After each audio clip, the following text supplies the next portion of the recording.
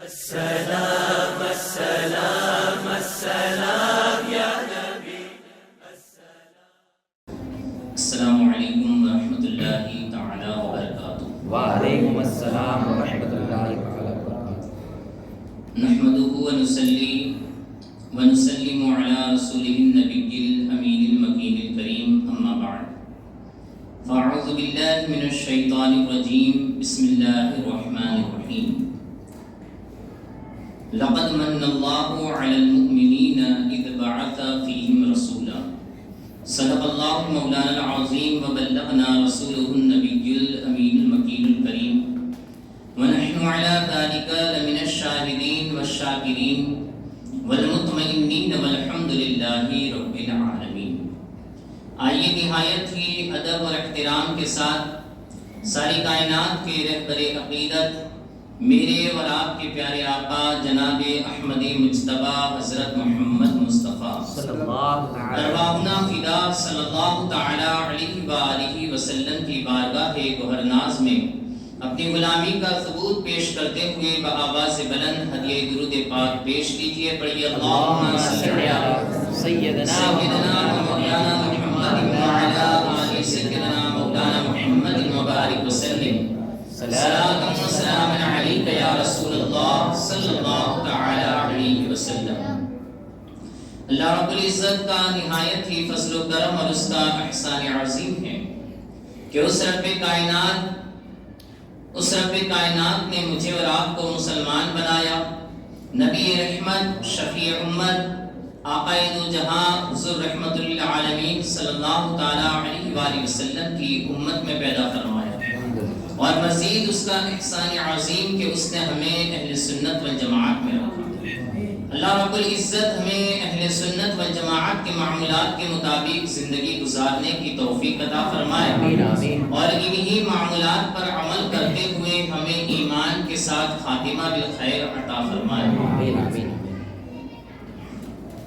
صبح طیبہ میں ہوئی بٹتا ہے باڑا نور کا، صدقہ لینے نور کا آیا ہے تارا نور کا، تیری نسل پاک میں ہے بچہ بچہ نور کا،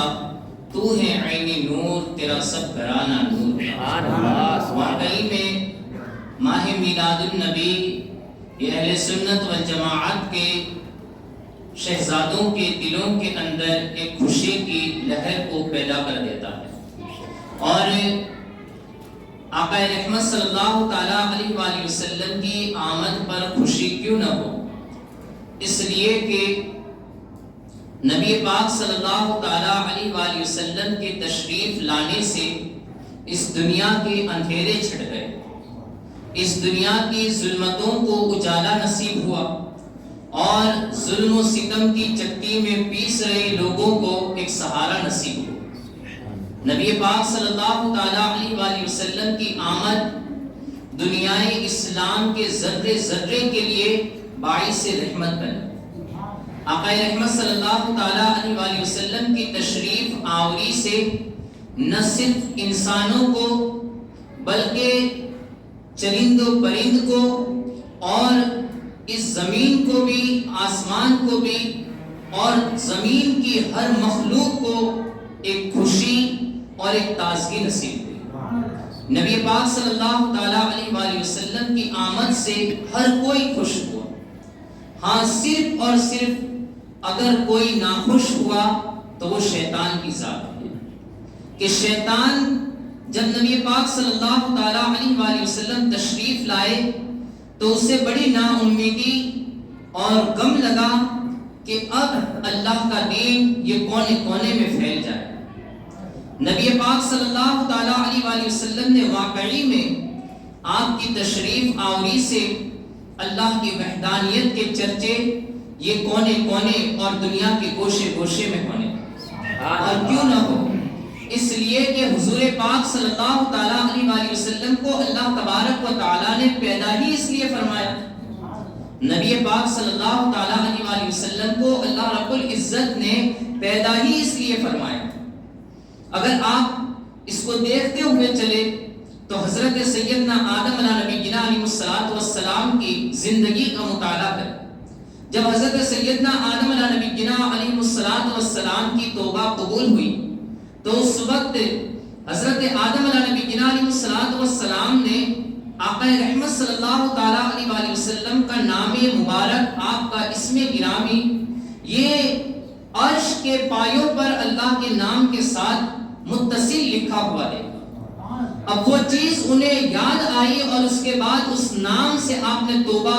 آپ نے محمد رسول اللہ صلی اللہ تعالیٰ علیہ وآلہ وسلم کے نام کو اپنے لیے وسیلہ بنایا۔ اس نام کا وسیلہ دینا تھا کہ رب کائنات نے آپ سے جو ناراضگی کا اظہار تھا اس کو ختم فرمایا اور آپ پر رحمتوں کی بارش نازل فرمائی۔ حضرت آدم علیہ السلام نے اپنے بیٹے حضرت سیدنا شیس علیہ السلام کی بات جب وہ پیدا ہوئے اور ان کو جب نبوت کی تعلیم دی تو اس وقت نصیحت کرتے ہوئے حضرت سیدنا آدم علیہ السلام یہ حضور پاک صلی اللہ تعالیٰ علیہ وآلہ وسلم کے ایسے گیت گا رہے تھے اور اس طریقے سے چرچے کر رہے تھے، آپ کی شان بیان کر رہے تھے کہ حضرت سیدنا شیس علیہ السلام نے پوچھا، کہا کہ والد بزرگوار کیا وہ نبی یہ آپ سے بھی اعلیٰ ہوں گے؟ کہا ہاں، وہ نبی مجھ سے بھی اعلیٰ ہوں گے، میری اولاد میں ہوں گے لیکن مجھ سے بھی اعلیٰ ہوں گے۔ بلکہ کسی نبی نے اللہ رب العزت کی بارگاہ میں سوال کیا، کہا کہ حضرت سیدنا موسیٰ علیہ السلام نے جب انہیں توریت کی تختیاں عطا کی گئیں، اللہ رب العزت نے انہیں ہم کلامی کا شرف عطا فرمایا، تو اس وقت حضرت سیدنا موسیٰ علیہ السلام نے کہا کہ اے مولا، تو نے مجھ پر جو کرم فرمایا ہے ایسا تو کسی پر کرم نہیں فرمایا ہو، اس لیے کہ واقعی میں اس وقت کے لحاظ سے یہ کرم سب سے بڑا کرم تھا کہ حضرت سیدنا موسیٰ علیہ السلام سے پہلے اللہ رب العزت نے ڈائریکٹ کسی سے کلام نہیں فرمایا۔ بہت انبیاء کرام علیہ السلام تشریف لائے لیکن ڈائریکٹ جو کلام کیا گیا وہ حضرت سیدنا موسیٰ علیہ السلام کی ذات خاص ہے۔ تو حضرت سیدنا موسیٰ علیہ السلام نے اللہ کی جب اس نعمت کو دیکھا تو وہ رب کی بارگاہ میں سر بسجود ہوئے اور اپنے اللہ کی طرف سے یہ عطا کردہ نعمت پر فخر کرنے لگے کہ مولا تو نے مجھ پر جو مجھے نعمت عطا فرمائی ہے ویسی نعمت تو کسی کو عطا نہیں فرمائی ہوگی۔ تو اللہ رب العزت نے حضرت موسیٰ علیہ السلام کو متنبہ کرتے ہوئے ارشاد فرمایا، کہا اے موسیٰ، میں نے جو بھی تمہیں نعمتیں عطا فرمائی ہیں اس پر میرا شکر ادا کرو اور خوش رہو اور میرے محبوب حضرت محمد عربی صلی اللہ تعالیٰ علیہ وآلہ وسلم پر درود بھیج دے۔ تو پھر جب حضرت سیدنا موسیٰ علیہ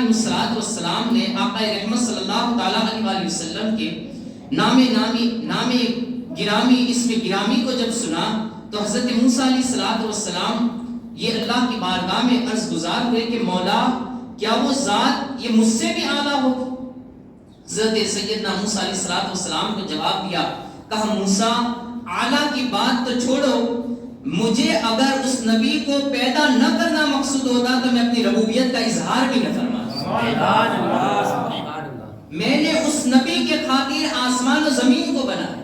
اس نبی کے خاطر عرش و کرسی کو بنائے، اس نبی کے خاطر یہ آب گیتی یہ دنیا کی ہر چیز اور ہر مخلوق کو میں نے پیدا کیا، یہاں تک کہ اس نبی کو میں نے اپنی ربوبیت اپنی وحدانیت کے اقرار کے لیے پیدا فرمایا۔ آقا رحمت صلی اللہ تعالیٰ علیہ وآلہ وسلم کی ذات گرامی وہ ذات ہے۔ یہ تمام باتیں ہم سن چکے ہیں لیکن محفل میلاد کے ماحول کو بنانے کے اور ساتھ ہی ساتھ اس محفل کی ایک تمہید کو بنانے کے لیے میں نے یہ باتیں پیش کی کہ آقا رحمت صلی اللہ تعالیٰ علیہ وآلہ وسلم کی تشریف آوری اس دنیا کے ذرے ذرے اور ہر فرد کے لیے یہ باعث مسرت ہونی چاہیے، باعث خوشی ہونی چاہیے، اس لیے کہ نبی پاک صلی اللہ تعالیٰ علیہ وآلہ وسلم کی آمد سے ہر کسی کے حق کو یہ پہچانا ہے، ورنہ دنیا کے اندر جو دو ہی کیٹیگریز تھی، ایک مالداروں کی اور دوسری غریبوں کی، ایک ظالموں کی ایک مظلوموں کی۔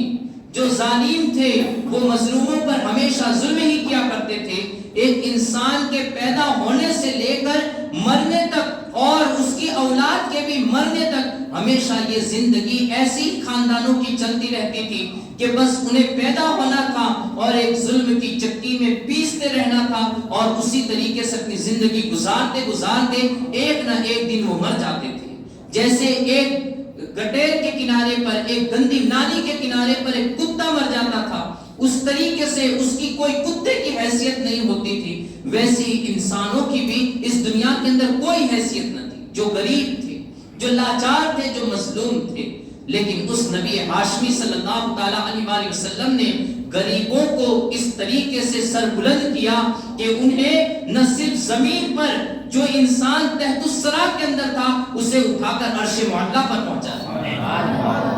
نبی پاک صلی اللہ تعالی علیہ وسلم نے ایسا انصاف قائم کیا. اگر ہم اس دنیا کی سیاست کے اعتبار سے سوچتے چلے, اس دنیا کی راجنیتی کے حساب سے سوچتے ہوئے چلے, تو نبی رحمت صلی اللہ تعالی علیہ وسلم اس دنیا کے اندر سب سے بڑے انصاف کے ایک رہنما اور ایک امام بن کر تشریف لائے. آقا رحمت صلی اللہ تعالی علیہ وسلم نے ظلم بلکہ ظلم کی جڑوں کو کاٹ کر رکھ دیا.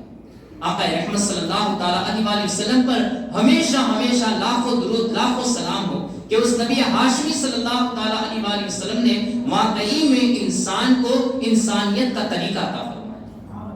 ورنہ تو دنیا کے اندر صرف اور صرف ظلم تھا, عورتوں کی کوئی حیثیت کوئی مقام نہ تھا. اس نبی ہاشمی صلی اللہ تعالی علیہ وسلم نے وہ عورت جو کسی کی ماں ہوتے ہوئے بھی کبھی اس کی غلام بنا کرتی تھی, بیوی ہوتے ہوئے بھی اس کے حقوق کا کوئی خیال نہ تھا, اور بیوہ ہو جانے پر تو اسے بالکل پراگندہ کر دیا جاتا, اس عورت کو نبی کریم صلی اللہ تعالی علیہ وسلم جس کی پستی کے اندر بھی کوئی حیثیت نہ تھی, لیکن اس عورت کو آقا رحمت صلی اللہ تعالی علیہ وسلم نے اگر وہ ماں بن جائے تو اس کے بھی حقوق بیان فرمائے, اگر وہ بہن ہو تو اس کے بھی حقوق بیان فرمائے, اگر وہ بیٹی ہو تو آپ نے خود ارشاد فرمایا الفاطمۃ بضعۃ منی. لوگ اپنی بیٹیوں کو زندہ زمین میں درگور کیا کرتے تھے, اسی وقت یہ اعلان ہوا, کہا کہ لوگوں تم اپنی بیٹیوں کو زمین میں درگور کرتے ہو, میری بیٹی تو میرے جگر کا ٹکڑا ہے.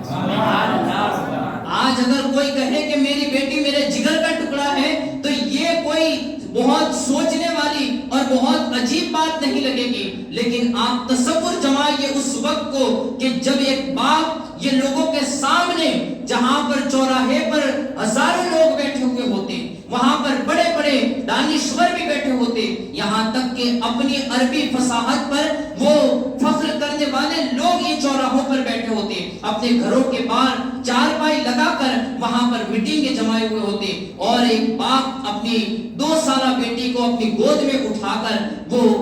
ویرانے کی طرف جنگل کی طرف جاتا اور یہ اعلان کرتے ہوئے جاتا کہ میں اپنی بیٹی کو زندہ زمین میں درگور کرنے کے لیے جاتا. ذرا غور کیجئے کہ کیسا ماحول ہوگا, کسی کے اندر انسانیت نام کی کوئی چیز نہ تھی, لوگ دیکھتے جاتے تھے کہ یہ باپ اپنی بیٹی کو درگور کرنے کے لیے جا رہا ہے, وہ اس پر یہ فخر کرتے, اس کی باتیں کرتے کہ یہ کسی کا یہ کسی کے یہ اس کے گھر کوئی داماد بن کر نہیں آئے گا, اس کے گھر کہ اس کو کسی کے سامنے جھکنا نہیں پڑے گا, یہ تو باتیں کرتے, لیکن اس بیٹی کا پرسان حال کوئی نہ تھا. ایسی حالت میں نبی پاک صلی اللہ تعالی علیہ وسلم نے ارشاد فرمایا الفاطمۃ بضعۃ منی, میری فاطمہ میرے جگر کا ٹکڑا. ذرا غور کیجئے نبی پاک صلی اللہ تعالی علیہ وسلم نے حقوق انسانیت کو کس طریقے سے مرتب فرمایا. یہ نبی پاک صلی اللہ تعالی علیہ وسلم کی ذات مبارکہ. واقعی میں آج ہمیں نبی پاک صلی اللہ تعالی علیہ وسلم کی سیرت طیبہ کو پڑھنے کی اور سمجھنے کی بے حد ضرورت ہے. جس پرفتن ماحول کے اندر, جس پراگندہ ماحول کے اندر میں اور آپ زندگی کاٹ رہے ہیں, اس حالت کے اندر ہمیں اگر کوئی چیز یہ صحیح راستے پر لا سکتی ہے, ان تمام تر بے حیائی اور بری باتوں سے اور برے راستوں سے اگر ہمیں کوئی چیز چھٹکارا دلا سکتی ہے,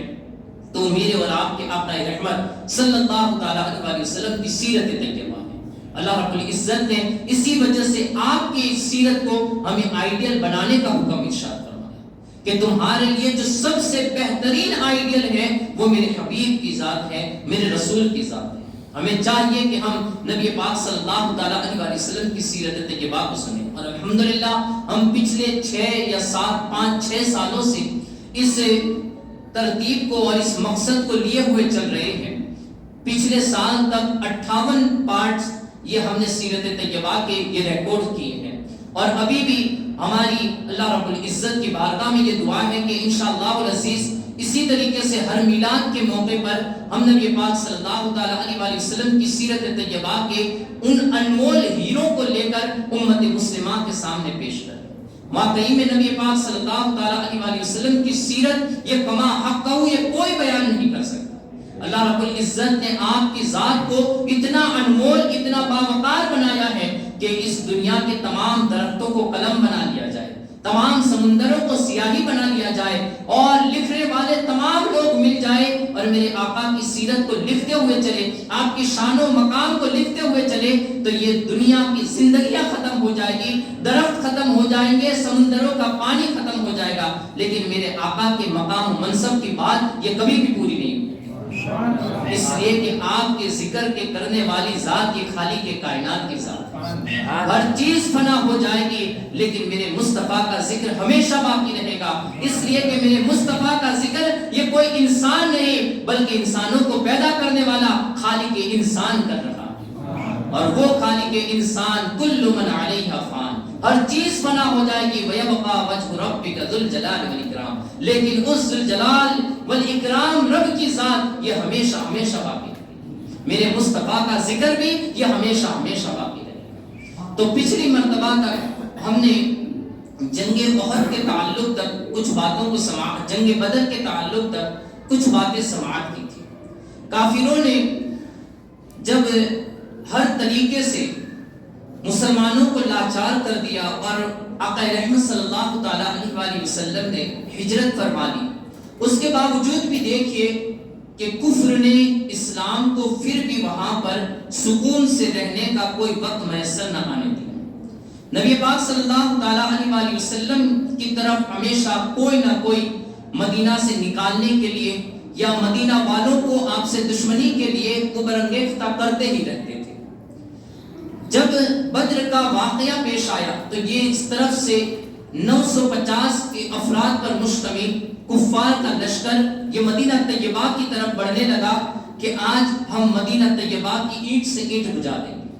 اور اسلام کا نام و نشان یہ دنیا سے ختم کر دیں گے۔ اس طرف کافروں کے حوصلے یہ بڑے ہی بلند تھے۔ اب وہاں پر جب میدان بدر کے مقام پر یہ دونوں لشکر آمنے سامنے ہوئے، اس طرف سے نبی پاک صلی اللہ تعالیٰ علیہ وسلم کچھ نہتے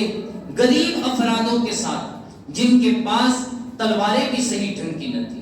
بلکہ تلواریں بھی کچھ ایسی تھی جو زنگ آلود تھی، اور اس میں بھی 6 یا 8 تلواریں تھی۔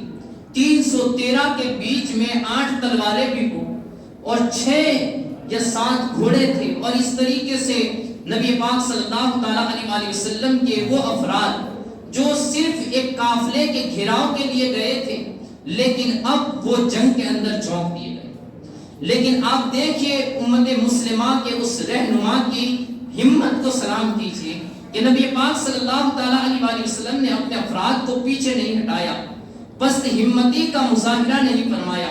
بلکہ اللہ کی ذات پر بھروسہ کرتے ہوئے آقا رحمت صلی اللہ تعالیٰ علیہ وسلم ان 313 افراد جہاں پر بیٹھے ہوئے تھے انہی کے سامنے یہ 950 کا لشکر آ کر کھڑا ہو گیا، جو بڑا ہی توانا، طاقتور اور کھانے پینے، ناچنے گانے تک کی اور انہیں ابھارنے تک کی اشیاء ان کے پاس موجود تھی۔ ایسا لشکر جبرائیل یہ آپ کے سامنے آ کر کھڑا ہوگا۔ آقا رحمت صلی اللہ تعالیٰ علیہ وسلم اور ان کے بیچ میں جو معاملات ہوئے، آپ جو لاسٹ پارٹ ہے اس کو سماعت کریں گے تو اس سے بہت ساری باتیں یہ سمجھ میں آ جائیں گی۔ آخر میں ہم نے سماعت کیا کہ ابو جہل اپنی طرف سے جب 3 لوگ عتبہ، شیبہ اور عتبہ کا بیٹا ولید بن عتبہ،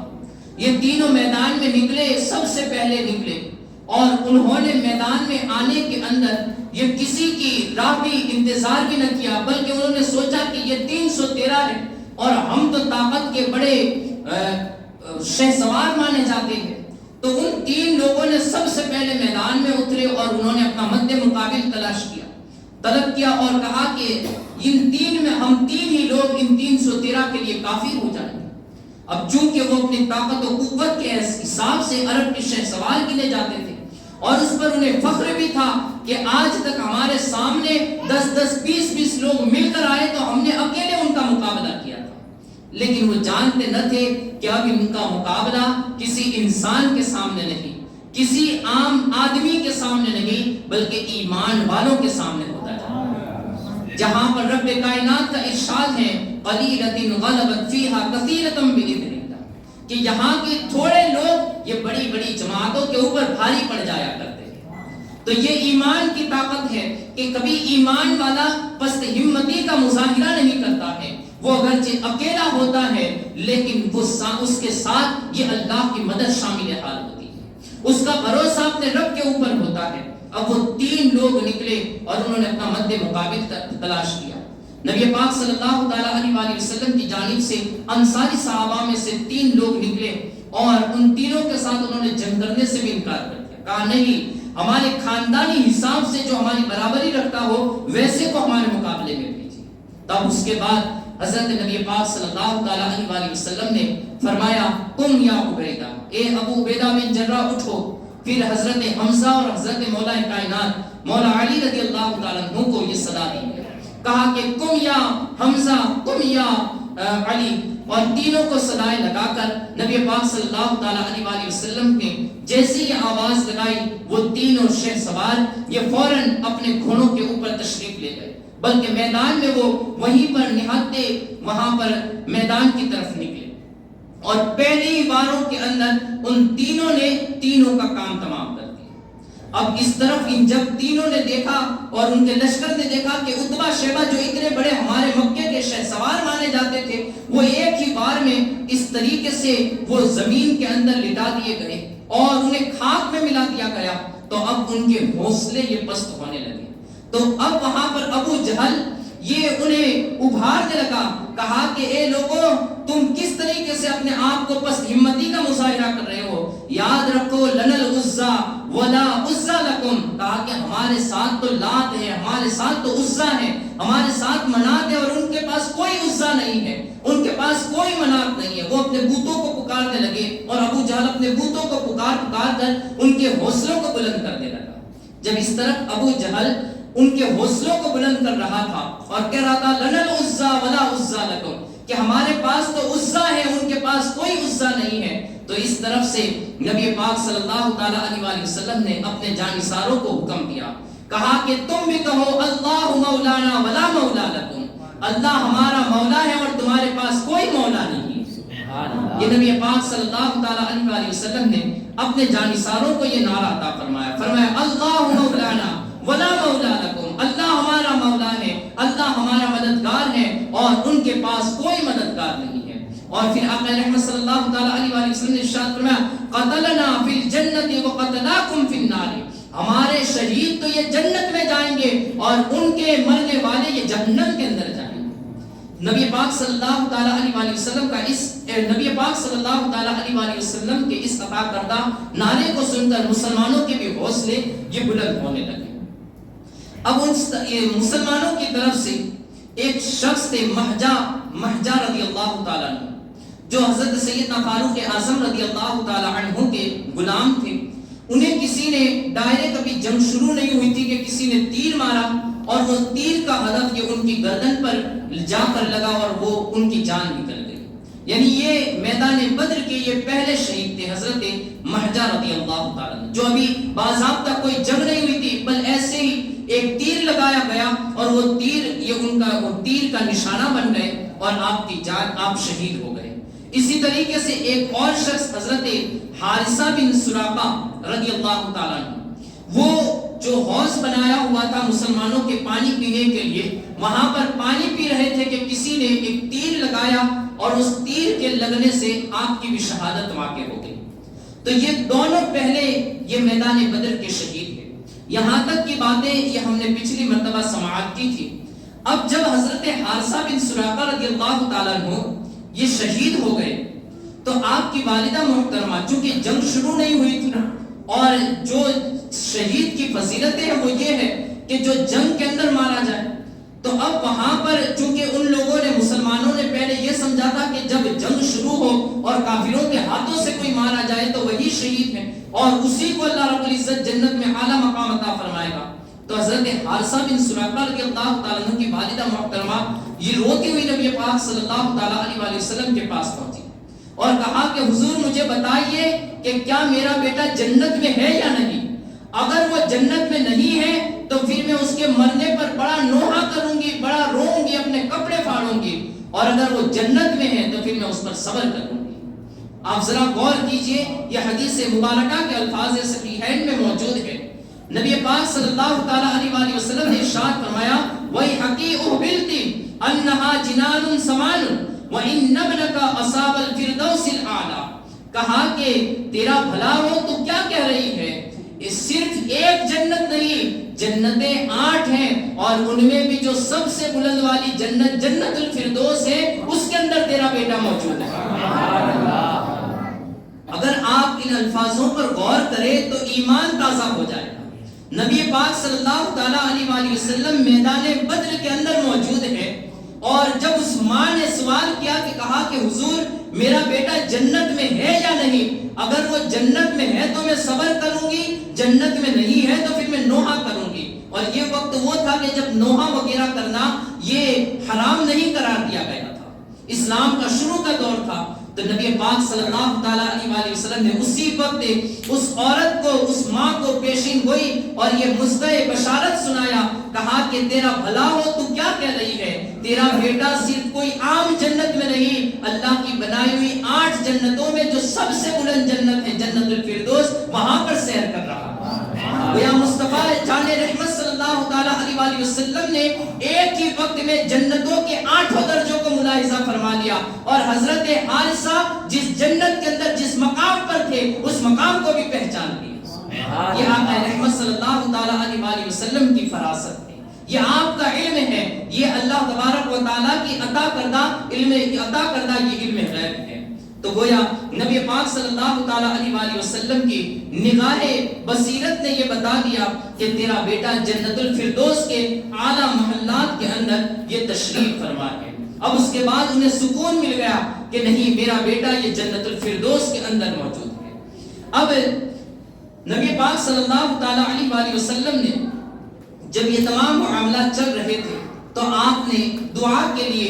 ہاتھ اٹھائے. آپ پہلے بھی بڑی دعائیں کی آپ نے, لیکن اس وقت بھی جب یہ جنگ شروع ہونے والی تھی اس وقت اللہ کے پیارے رسول صلی اللہ تعالیٰ علیہ وسلم نے یہ اپنے عریش کے اندر تشریف لائے اور صحابہ کرام کے اندر تشریف لا کر آپ نے وہاں پر انہیں کہا والذی نفس محمد بیدہ لا یقاتلوہم اليوم رجل فیقتل صابرا محتسبا مقبلا غیر مدبر الا ادخلہ اللہ الجنہ. کہا کہ اس ذات کی قسم جس کے قبضے قدرت میں محمد کی جان ہے صلی اللہ تعالیٰ علیہ وسلم, فرمایا آج جو شخص بھی جنگ کرے گا اور اسے اس حالت میں قتل کیا گیا کہ اس نے صبر کے دامن کو پکڑ رکھا ہوگا اور اسے اس حالت میں قتل کیا گیا کہ وہ رضائے الہی کا طلبگار ہوگا اور دشمن کی طرف منہ کیا ہوا ہوگا, پیٹھ پھیرنے والا نہ ہوگا, تو ایسا شخص جیسے ہی قتل ہوگا رب کائنات اسے جنت کے اعلیٰ مراتب عطا فرمائے گا, اس کا مقام یہ جنت الفردوس ہوگا. کہتے ہیں کہ جب نبی پاک صلی اللہ تعالیٰ علیہ وسلم یہ ترغیب دلا رہے تھے اور صحابہ کرام کے حوصلوں کو یہ بلند کر رہے تھے تو وہاں پر ایک صحابی تھے حضرت عمیر بن حمام رضی اللہ تعالیٰ. یہ اس وقت اپنے ہاتھوں میں, ان کے ہاتھوں میں ایک کھجور تھی اور وہ کھجور کو چبا رہے تھے. تو پھر آپ نے جب یہ کھجور کھا ہی رہے تھے کہ نبی پاک صلی اللہ تعالیٰ علیہ وسلم نے جیسے یہ بات ارشاد فرمائی تو وہ کھجور کی گٹھلی جو تھی وہ آپ کے ہاتھ میں تھی اور آپ نے فرمایا بخیم بخیم یا رسول اللہ صلی اللہ تعالیٰ علیہ وسلم ارضها السماوات والارض. نبی پاک صلی اللہ تعالیٰ علیہ وسلم نے جنت کی وہاں پر فضیلت بھی بتائی. کہا کہ جنت یہ آسمان و زمین جتنی اس کا جو ایک درجہ ہے, اس کا دروازہ ہے, وہ آسمان و زمین کے جتنی چوڑائی کے برابر کا ہے. جب انہوں نے جنت کا نقشہ ان کے سامنے آقا رحمت صلی اللہ تعالیٰ علیہ وسلم نے کھینچا. اب ذرا غور کیجئے کہ اگر ہم حدیث مبارکہ پڑھیں اور ہمارے کوئی امام صاحب یا کہ عالم صاحب یہ جنت کا نقشہ کھینچے تو وہاں پر ہمیں جنت کا اشتیاق پیدا ہونے لگتا ہے. اور جب جنت کا نقشہ وہ کھینچے جس نے جنت اپنی آنکھوں سے دیکھی, جنت کا نقشہ وہ کھینچ رہا ہو جس نے جنت اپنی آنکھوں سے ملاحظہ کی ہو. ہم نے تو حدیثوں میں پڑھا, اس کو ہم اپنے لوگوں کے سامنے بیان کرتے ہیں, جبکہ آقا رحمت صلی اللہ تعالیٰ علیہ وسلم کا فرمان ہے کہ جنت کو اللہ رب العزت نے ایسا بنایا ہے کہ کسی کے وہم و گمان میں اس کا خیال تک بھی نہیں آ سکتا, کسی کے وہم و گمان میں اس کا خیال تک بھی نہیں آ سکتا. اللہ رب العزت نے جنت کو ایسی بنائی ہے, پھر بھی ہمارے دلوں کے اندر ایک شوق پیدا ہو جاتا ہے, ایک اشتیاق پیدا ہونے لگتا ہے. اور جنت کا نقشہ وہ کھینچ رہا ہو جس نے جنت کو اپنی آنکھوں سے ملاحظہ کیا ہو, جس کے ہر دروازے کو, جس کے ہر درجے کو نبی پاک صلی اللہ تعالیٰ علیہ وسلم نے ملاحظہ کیا ہو, اور پھر وہ جب جنت کا تصور جمائے, جنت کا نقشہ کھینچے, تو بتاؤ کہ جنت میں جانے کا اشتیاق کس کے اندر پیدا نہیں ہوگا. تو کہتے ہیں جیسے نبی پاک صلی اللہ تعالیٰ علیہ وسلم نے جنت کا وہ نقشہ کھینچا, اس کی فضیلت بتائی, تو وہ صحابی رسول جو گٹ کھجور کھا رہے تھے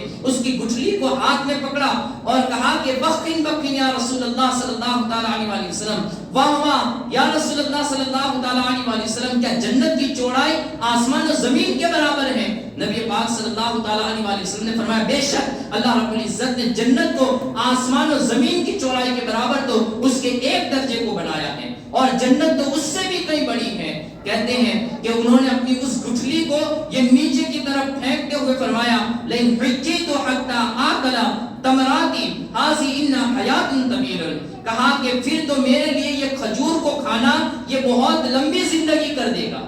یعنی کہ جنت میں جانے کے درمیان یہ بڑا لمبا فاصلہ کر دے گا. انہوں نے فوراً اس کھجور کو زمین پر پھینکی, تلوار نکالی, اور پھر نیام میں سے تلوار نکالتے ہوئے وہ دشمنوں کے اندر ٹوٹ پڑے. کئی دشمنوں کو, کئی کافروں کو انہوں نے قتل کیا, اور اس کے بعد جام شہادت کو نوش کرتے ہوئے وہ جنت آخری کے مقیم بن گئے. تو کہتے ہیں حضرت عمیر بن حمام رضی اللہ تعالیٰ عنہ یہ بھی وہاں پر شہید ہوئے. اور اسی طریقے سے نبی پاک صلی اللہ تعالیٰ علیہ وسلم بدر کے اندر حضرت سیدنا مولا علی رضی اللہ تعالیٰ عنہ سے روایت ہے, فرماتے کہ حضور پاک صلی اللہ تعالیٰ علیہ وسلم کی شجاعت اور بہادری اس طریقے کی تھی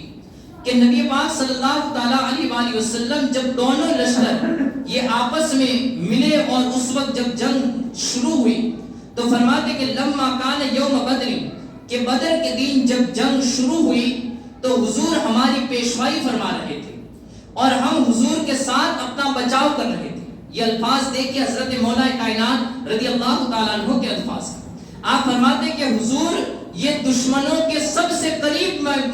پہ موجود تھے, اور ہم تمام کے سب سے آگے یہ حضور پاک صلی اللہ تعالیٰ علیہ وسلم کی ذات مبارکہ تھی. یعنی حضور امام بھی ہیں, نبوت کے فرائض بھی انجام دے رہے ہیں, لیکن اللہ رب العزت نے ایسی شجاعت اور ایسی بہادری عطا فرمائی تھی کہ دشمن کا میدان میں ہے, دشمن کی تعداد زیادہ ہے, لیکن ذرہ برابر بھی دل میں خوف نہیں ہے. اور سب سے آگے یا آقا رحمت صلی اللہ تعالیٰ علیہ وسلم کی ذات مبارکہ موجود ہے. کہ صحابہ کرام نے بھی فرمایا کہ حضور کی شجاعت کو ہم نے دیکھا کہ اس وقت تمام لوگ تو پیچھے تھے, لیکن آقا رحمت صلی اللہ تعالیٰ علیہ وسلم کی ذات مبارکہ یہ سب سے آگے ہمیں نظر آ رہی تھی. کہتے ہیں جب فریقین دونوں ایک دوسرے کے آمنے سامنے ہوئے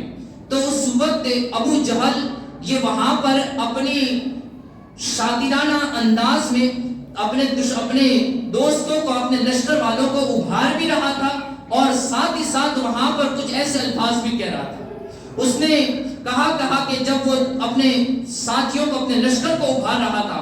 تو پھر انہیں دلاسا دلاتے ہوئے اس نے کہا اللہم اقتل لرحم. اس نے اللہ کی بارگاہ میں دعا کی, کہا کہ اے اللہ یہاں پر ہم دونوں فریق یہ لڑنے کے لیے اور اپنے دین کو بچانے کے لیے جمع ہوئے ہیں, لیکن ہم میں سے جو بھی رشتہ داریوں کو توڑنے والا ہو تو اسے غارت کر دے اور اسے یہاں پر شکست عطا فرما اور اسے ذلت کی موت مار, اور جو غیر معروف باتیں کرنے والا ہو اس کو تو ہلاک کر دے, اور جو تیرا زیادہ محبوب ہو تو اسے فتح عطا فرما. بزرگان دین فرماتے ہیں کہ اس ابو جہل نے یہ دعا کی اور اللہ رب العزت نے اس کی یہ دعا کو قبول فرما لی,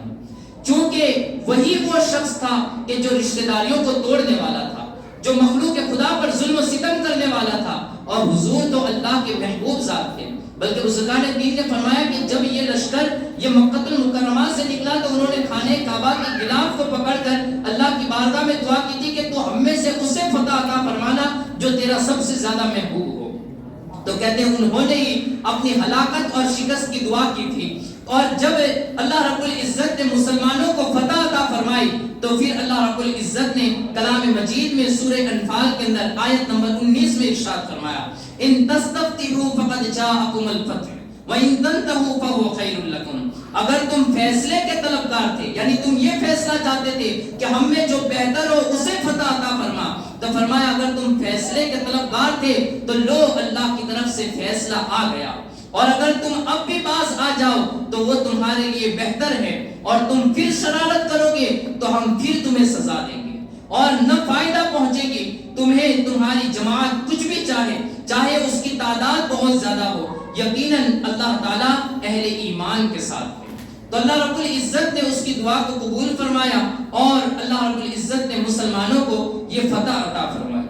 فرماتے ہیں کہ جب یہ دونوں لشکر آمنے سامنے ہوئے اور اس وقت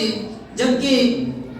اب گھمسان کی لڑائی شروع ہو گئی، ہر طرف سے چیخ و پکار کی آوازیں اور مد مقابل طلب کیے جا رہے تھے، ساتھ ہی ساتھ جو بھی سامنے آتا مسلمان ایک دوسرے کو یہ گراتے ہوئے نظر آتے، بلکہ مسلمانوں کا وہاں پر یہ خود ان کا آنکھوں دیکھا یہ معاملہ ہے۔ وہ فرماتے ہیں کہ ہم کسی کافر کی طرف اپنی تلوار کو اٹھاتے کہ اس کا گلا کاٹے، لیکن ہماری تلوار کے پہنچنے سے پہلے اللہ رب العزت کی طرف سے ہم دیکھتے کہ اس کا گلا پہلے ہی کٹتا ہوا نظر آتا تھا۔ اللہ رب العزت نے مسلمانوں کی ایسے فتح عطا فرمائی۔ رب کائنات نے کلام مجید میں ارشاد فرمایا، لقد نصرکم اللہ ببدر وانتم اذلہ۔ اللہ رب العزت نے بدر میں تمہاری مدد فرمائی جبکہ تم ذلت و رسوائی کی حالت میں تھے، یعنی اس وقت تمہارے پاس کچھ بھی نہیں تھا، تمہارے پاس تم نہتے تھے، نہ سامان حرب موجود تھا، نہ لڑنے کے نہ بچاؤ کے سامان موجود تھے۔ اللہ رب العزت نے فرشتوں سے اس وقت تمہاری مدد فرمائی۔ اللہ رب العزت نے فرشتوں کی تعداد بھی کلام مجید میں بیان فرمائی، فرمایا کہ پہلے 3000 فرشتے آئے اور اس کے بعد پھر نبی پاک صلی اللہ تعالی علیہ وسلم کو کچھ بے چینی ہوئی تو اللہ کے پیارے رسول صلی اللہ تعالی علیہ وسلم نے پھر دعا فرمائی تو کہا کہ ہم نے 5000 کی تعداد میں فرشتوں کو بھیجا۔ یہ ذرا دیکھیے اللہ کے اپنے محبوب پر کتنی نوازشات ہیں، جہاں پر فرشتوں نے آج تک کبھی کسی کا خون نہ بہایا تھا، یہ میرے محبوب کی رضا اور آپ کی مرضی تھی کہ رب کائنات نے فرشتوں کو اس امت کے لیے مبعوث فرمایا اور فرشتوں کو بھیجا، اپنے محبوب کی مدد کے لیے فرشتوں کو اتارا گیا۔ صحابہ کرام کہتے ہیں ہم اپنی لکڑیوں کو اٹھاتے، تلواروں کو اٹھاتے، تلوار کافروں کے گلے تک پہنچ بھی نہ پاتی تھی اور وہ کافر کا گلا یہ سر یہ تن سے جدا ہوتا ہوا نظر آتا۔ یہ اللہ رب العزت کی طرف سے مسلمانوں کے لیے نبی پاک صلی اللہ تعالی علیہ وسلم کے ان جانثاروں کے لیے اللہ کی مدد تھی۔ کہتے ہیں کہ اب اسی وقت امیہ بن خلف جو بڑا ہی مردود کافر تھا اور رئیس مکہ کے اندر سے جو بڑے بڑے سردار تھے ان میں سب سے بڑا سردار تھا امیہ بن خلف، اللہ اور اس کے رسول کا بہت ہی بدترین دشمن تھا۔ حضرت سعد بن معاذ رضی اللہ تعالی عنہ کے اس واقعے کو آپ سماعت کر چکے کہ حضرت سعد اور امیہ بن خلف کے درمیان بڑی گہری دوستی تھی۔ حضرت سعد جب مکہ آتے تو امیہ کے گھر پہ رکتے تھے اور امیہ جب مدینہ جاتا تو حضرت سعد کے گھر رکا کرتا تھا۔ اب ان دونوں کی دوستی بڑی گہری تھی تو ایک دن حضرت سعد رضی اللہ تعالیٰ عنہ نے نبی پاک صلی اللہ تعالیٰ علیہ وسلم کی بتائی ہوئی پیشین گوئی یہ امیہ بن خلف کو سنائی۔ کہا کہ امیہ تمہیں پتا ہے کہ تمہارا انجام کیا ہوگا؟ کہا کہ نہیں۔ کہا کہ میرے آقا کہتے ہیں کہ تم بڑی ہی دردناک موت مارے جاؤ۔ تو اب حضرت سعد رضی اللہ تعالیٰ عنہ نے جب امیہ کو یہ پیشین گوئی آقا رحمت صلی اللہ تعالیٰ علیہ وسلم کی سنائی کہ تم مکہ سے باہر لے جا کر بڑی دردناک حالت کے اندر مارے جاؤ گے، تو امیہ بن خلف جو کافر تھا، کافروں کا سردار تھا اور کفر کے اندر بڑا ہی گہرا کافر تھا وہ، لیکن اس کے باوجود بھی دیکھیے اس کافر کی حالت کو کہ اسے نبی پاک صلی اللہ تعالیٰ علیہ وسلم کے علم غیب پر کتنا یقین تھا۔ وہ کافر تھا، لیکن آقا رحمت صلی اللہ علیہ وسلم کی پیشین گوئی پر اسے اتنا یقین تھا کہ اب اس نے مکہ کے باہر جانا ہی چھوڑ دیا تھا۔ یعنی یہ اس وقت کی بات ہے کہ جب امیہ یہ مکہ میں تھا اور بدر کے معاملے کی ابھی کوئی یہ آج بھی نہ تھی، کوئی معاملہ بھی نہ تھا کہ ایسا کوئی واقعہ پیش آئے گا۔ یہ اس وقت کی پیشین گوئی ہے، اور امیہ کے دل کے اندر یہ پیشین گوئی کا ڈر ایسا بیٹھ گیا کہ امیہ نے مکے سے باہر ہی جانا چھوڑ دیا۔ جب بدر کے لیے تمام لوگوں کو ابو جہل جمع کرنے لگا تو ابو جہل امیہ بن خلف کے گھر پہ پہنچا اور کہا کہ امیہ اگر تم نہیں آؤ گے، تم مکے کے سردار ہو، تم نہیں آؤ گے تو پھر لوگ دوسرے کس طریقے سے آئیں گے؟ کہا کہ تمہیں آنا ہوگا۔ کہا نہیں، میں مکہ سے باہر نہیں جاؤں گا۔ کہا کہ ایسا کرو، تم دور تک مت آنا، کہیں اور دور تک ہم تمہیں نہیں لے جائیں گے، تم یہاں سے سوار ہو جاؤ، مکے سے باہر نکلو، جب رات کے وقت سب لوگ ایک جگہ پر پڑاؤ کریں تو رات کے وقت اٹھ کر تم اپنے گھر کی طرف واپس پلٹ آنا۔ تو اب اس کے دماغ میں یہ بات بیٹھ گئی اور پھر وہ اپنے گھر کی طرف آیا، اور اس نے کہا کہ پھر تو میں ایک ایسی اونٹنی کو خریدوں گا کہ جو سب سے زیادہ تیز دوڑنے والی۔ اب امیہ بن خلف نے یہ تمام باتیں اس نے یہ تمام اپنے دماغ کے اندر یہ بٹھائی اور اپنی اہلیہ کو، اپنی بیوی کو اس نے کہا کہ میرے لیے سامان سفر زیادہ رات تیار کرو۔ اور اس کی بیوی نے کہا کہ کیا تم اپنے یسربی بھائی کی اس بات کو بھول گئے جو اس کے نبی کریم صلی اللہ علیہ وسلم نے بتائی تھی؟ کہا کہ ہاں مجھے وہ تو یاد ہے، لیکن میں صرف اس لیے جا رہا ہوں تاکہ مکہ کے دوسرے لوگوں پر کوئی اثر نہ پڑے، اس لیے کہ میں یہاں سرداری کی حیثیت رکھتا ہوں، اگر میں نہیں جاؤں گا تو دوسرے کئی لوگ یہ وہاں پر آنے سے انکار کر دیں گے، اس لیے ابو جہل نے مجھے مجبوراً یہ تیار کیا ہے۔ کہتے ہیں کہ یہ کافر تھا، لیکن اس کے دل میں آقا رحمت صلی اللہ علیہ وسلم کی غیب دانی کا یہ بڑا ہی یقین تھا۔ ذرا غور کیجئے کہ وہ کافر ہے اور آقا رحمت صلی اللہ علیہ وسلم کی غیب دانی پر یقین ہے۔ ایک بندہ کلمہ طیبہ بھی پڑھتا ہو، اسلام مسلمان ہونے کا دعویٰ بھی کرتا ہو، اسلام کا بھی دعویٰ کرتا ہو، اور اس کے باوجود بھی آقا رحمت صلی اللہ علیہ وسلم کی غیب دانی کا انکار کرتا ہو، تو بھلا اس نے کہاں اسلام کی تربیت پائی اور کس جگہ سے اس نے اسلام کو حاصل کیا، اور ایسا اسلام اس نے کہاں سے سیکھ لیا کہ جس میں کافر تو اس کے آقا کی علم غیب دانی پر یقین کرے، لیکن ایک مسلمان ہو کر آقا رحمت صلی اللہ علیہ وسلم کی غیب دانی کا انکار کرے۔ تو یہ مسلمانوں کے اندر کی حالت ہو چکی ہے، یہ ہمارے اندر کی پستی اور یہ جو مصیبتوں کے پہاڑ ٹوٹے ہیں یہ ویسے ہی نہیں ہے، یہ کوئی باہر کی بلا نہیں ہے، یہ ہمارے اندر ہی کی کوئی ایسی موجیں ہیں جو ہمارے اندر سے اٹھی ہیں جس نے مسلمانوں کو پارا پارا کر کے رکھ دیا ہے۔ غرض کے حضرت عبد الرحمن بن عوف رضی اللہ تعالیٰ عنہ بیان کرتے ہیں کہ جب امیہ، چونکہ میرا بھی دوست تھا، یہ کاروبار کیا کرتے تھے اور تجارتی قافلوں میں ساتھ جایا کرتے تھے، تو کہتے ہیں کہ جب وہ وہاں پر آیا تو میں نے سوچا کہ میں اس کو کہوں کہ تو اس جنگ سے باز رہنا ورنہ تو یہاں پر ضرور مارا جائے گا۔ کہتے ہیں کہ ابھی میں اس کو یہ مشورہ دوں کہ میں کیا دیکھتا ہوں کہ وہ دوڑا یہ میری طرف آ رہا ہے، اور اس کے ساتھ اس کا بیٹا علی جس کا نام تھا وہ بھی اس کے ساتھ آ رہا ہے، وہ ایک دوسرے کا ہاتھ پکڑے ہوئے یہ میری طرف آ رہے ہیں۔ جبکہ جنگ بدر کے اندر گھمسان کی لڑائی چل رہی تھی، اور اس طرف اللہ رب العزت نے مسلمانوں کو وہ طاقت و قوت اور مسلمانوں کا رعب کافروں کے دلوں کے اندر ایسا بٹھا دیا تھا کہ وہاں سے کافر یہ بھاگتے ہوئے نظر آ رہے تھے۔ حضرت عبد الرحمن بن عوف رضی اللہ تعالیٰ بیان کرتے ہیں کہ اس وقت جبکہ اللہ رب العزت نے فرشتوں سے مسلمانوں کی مدد فرمائی تو وہاں پر سب سے بڑا جو کافر تھا، جو سراقہ بن مالک کی شکل کے اندر شیطان سراقہ بن مالک کی شکل کو اختیار کر کے اس میدان جنگ میں آیا ہوا تھا۔ روایتوں میں آتا ہے کہ جب شیطان نے فرشتوں کے نازل ہونے کو دیکھ لیا تو فوراً اس کے حوصلے ٹوٹ گئے اور پھر اس کے بت خطا کر گئے اور وہ بھاگنے لگا۔ تو حارث نام کے ایک شخص نے اسے بھاگتے ہوئے دیکھا، کہا کہ یہ سراقہ بن مالک، تو نے ہمیں تو جنگ میں جھونک دیا اور اب تو کہاں بھاگ رہا ہے؟ اس لیے کہ جب یہ کفار مکہ یہ میدان بدر کی طرف نکلے مسلمانوں کو قتل کرنے کے لیے، تو اس وقت کافروں کے اندر سے بڑی تعداد ایسی تھی جو اس جنگ میں جانے کے لیے کوئی بھی تیار نہیں تھا، لیکن یہ تمام لوگوں کو تیار کرنے والا ابو جہل تھا۔ چونکہ اس کے دل کے اندر اسلام اور نبی پاک صلی اللہ تعالیٰ علیہ وسلم کی دشمنی شدت کی گھر کر گئی تھی. تو اب اس نے تمام لوگوں کو تیار کیا، ورنہ کافی لوگ ایسے تھے جو مسلمانوں کے ساتھ لڑنے کے لیے تیار نہ تھے. اور یہ ہمیشہ سے ہوتا چلا آ رہا ہے. کئی لوگ ایسے ہوتے ہیں جو ہم جیسے سادہ لوگوں کے ساتھ لڑنے کے لیے تیار نہیں ہوتے ہیں، لیکن ایک ایسا بدبخت ہوتا ہے جو مسلمانوں کی دشمنی کو ان دوسرے لوگوں کے ذریعے سے وہ ظاہر کرتا ہے.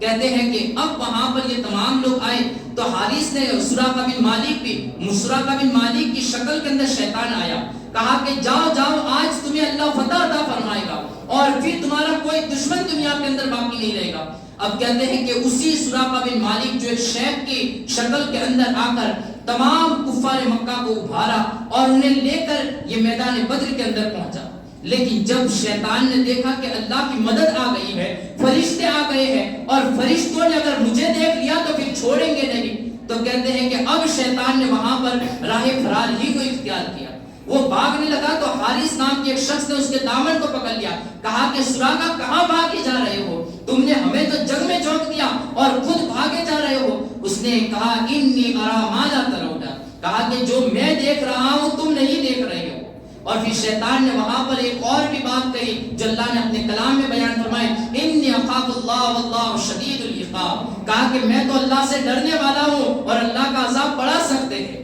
یہ شیطان کی حکمت عملی ہے کہ شیطان یہ مسلمانوں کو یا انسان کو یہ گناہ کے اندر جھونکتا ہے، اور جب انسان پھنس جاتا ہے تو وہ شیطان خود کہتا ہے انی اخاف اللہ، میں تو اللہ سے بڑا ڈرنے والا ہوں.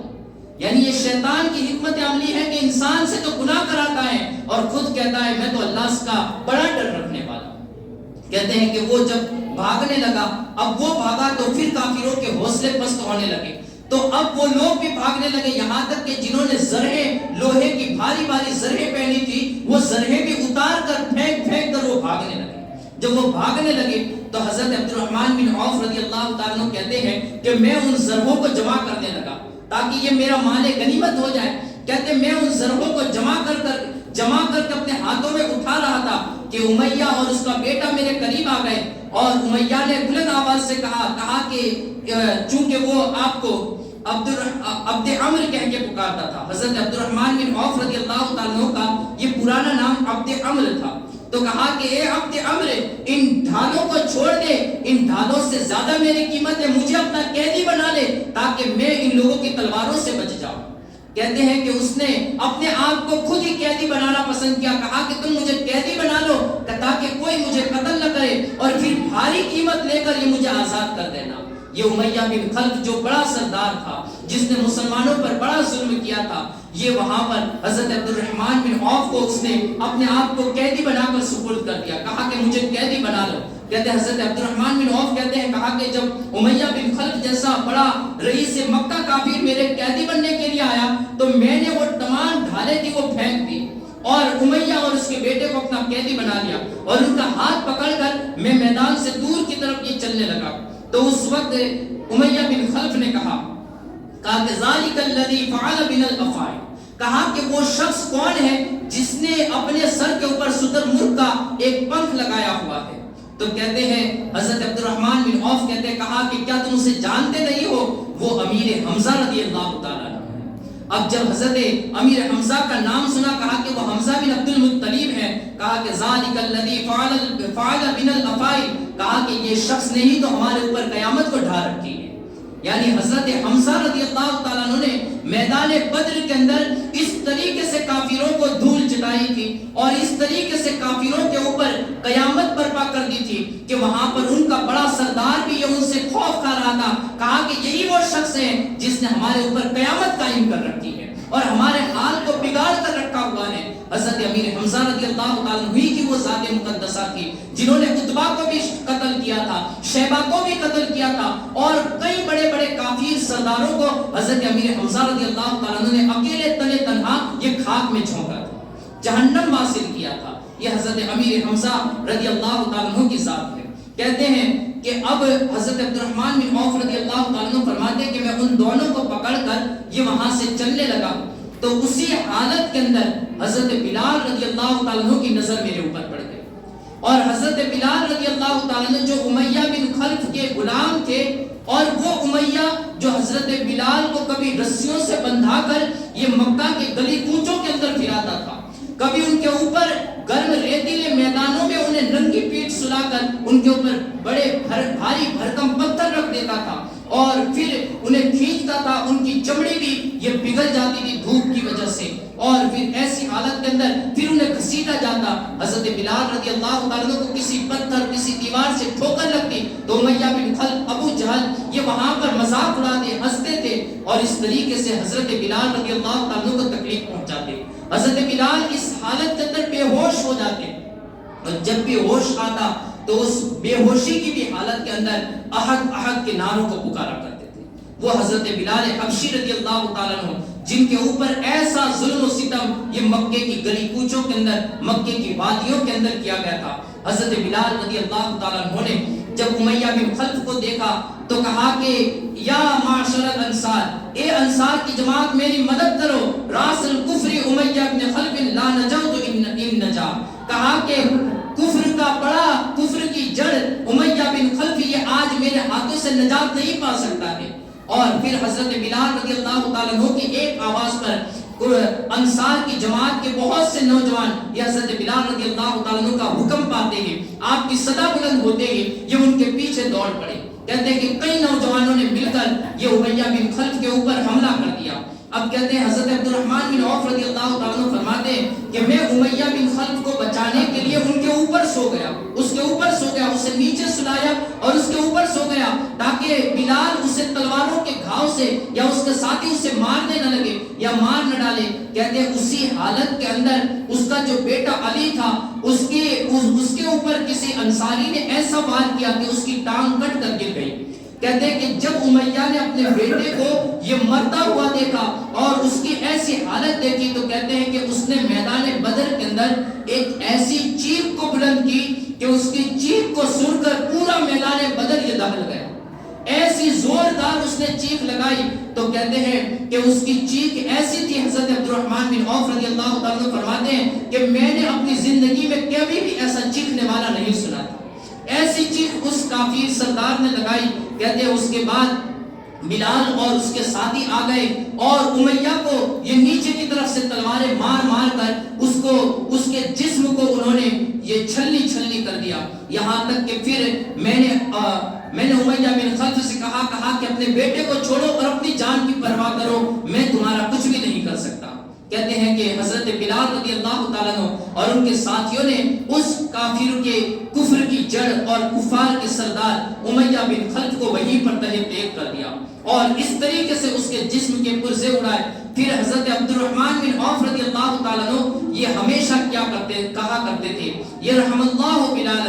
آپ فرماتے تھے کہ اللہ رب العزت حضرت بلال پر رحم فرمائے۔ جب بھی بدر کے واقعات بدر کی باتیں نکلتی تو حضرت عبد الرحمن بن عوف فرمایا کرتے تھے یرحم اللہ بلال، اللہ بلال پر رحم فرمائے، بلال نے اس دن میرے اوپر وہ کام کیا کہ میری اپنی ڈھالیں میں نے جو جمع کی تھی وہ بھی میرے ہاتھوں سے گئی اور جو دو قیدی جن کا مجھے ایک ہدیہ مل سکتا تھا، جن کی مجھے رقم بڑی مل سکتی تھی، ان دونوں کو بھی اس نے قتل کر دیا۔ تو کہتے ہیں کہ حضرت بلال رضی اللہ تعالیٰ عنہ کے بارے میں حضرت عبد الرحمن بن عوف رضی اللہ تعالیٰ عنہ اس طریقے سے یہ الفاظ بھی کہا کرتے تھے۔ حضرت بلال رضی اللہ تعالیٰ عنہ نے اس طرح امیہ بن خلف کو یہ شہید کر مار دیا اور اسے قتل کر دیا۔ اب اس کے بعد یہ گمسان کا رنگ پڑ رہا تھا وہاں پر، اس کے بعد جو ابو جہل جو بڑا سردار